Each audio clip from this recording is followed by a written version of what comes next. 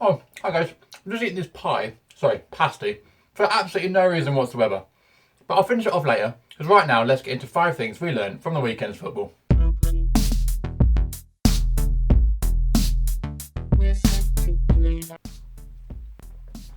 Firstly, sorry this video is a day late. Normally it's Monday, I know, but it's out today because yesterday I was in my brand new flat that my girlfriend and I have bought, and there is loads to do. We got no furniture, hardly anything, and we were trying to sort out all sorts of stuff. Also, thanks to everyone that came to my live show on Saturday. It was an intimate / small audience, but they were brilliant fun, and they got involved with all the games and stuff that we did throughout the show, and it was loads of fun.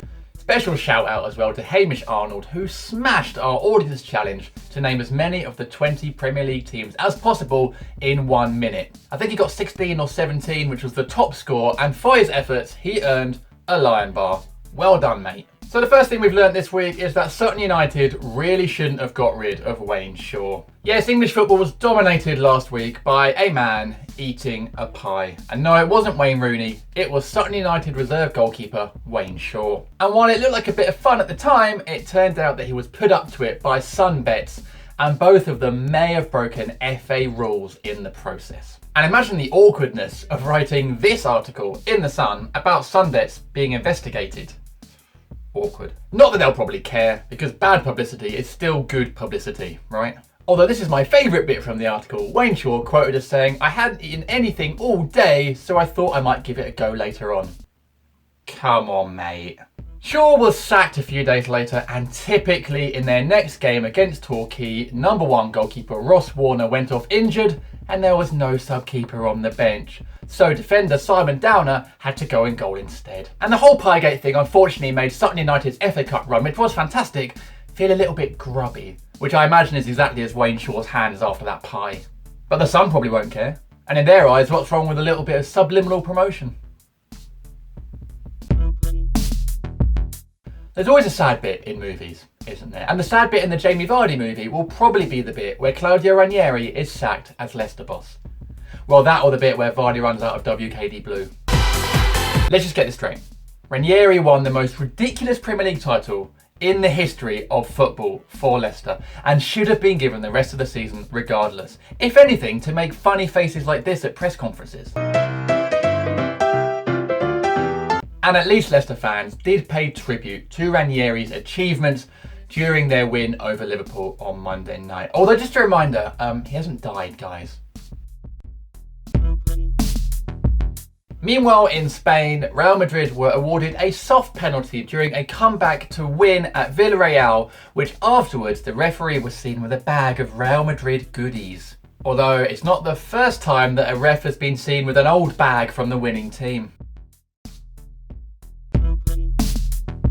We also learned that Zlatan is like Janice from accounting. Why? Because Janice in accounting don't give a f***. Yes, Zlatan scored a late winner for Man United against Southampton in the final of the EFL Carling Capital One Worthington's Littlewoods Rumbelows Milk Cup.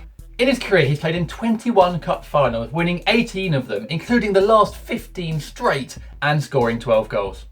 And the only man in football who can get away with referring to himself in the third person after the game said this when a reporter asked him, "Has this season gone even better than you expected?" And Zlatan said, "No, it's just as I predicted."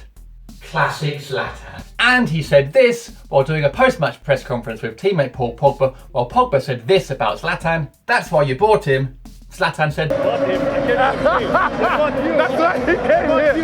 why he came here. And while we praise Zlatan, I need to stop here and introduce a new feature just for Pogba called the Celebration Police. Well, what we got here then, my lad? Exhibit 1, Zlatan scores a last-minute winner at Wembley. You're allowed to go crazy. That's fine, you're off the hook. Exhibit 2, Paul Pogba, who's been this season and was in the final, celebrates winning the League Cup by dabbing. May I suggest, my lad, a lengthy sentence? Send him down! And finally, after a much-needed home win against Borough, some Palace fans ruined it by vandalising Borough's coach. Except it wasn't Borough's coach. They'd flown down and then borrowed a coach from Palace to drive to the stadium. Whoops. Still, it's not the first time this season that Palace fans have turned on their own coach. Right, that's it for this week. Don't forget to comment below, let me know what you learned from the week's football. Like the video if you enjoyed it, and don't forget to subscribe. I'm off to finish this pie/pasty. What?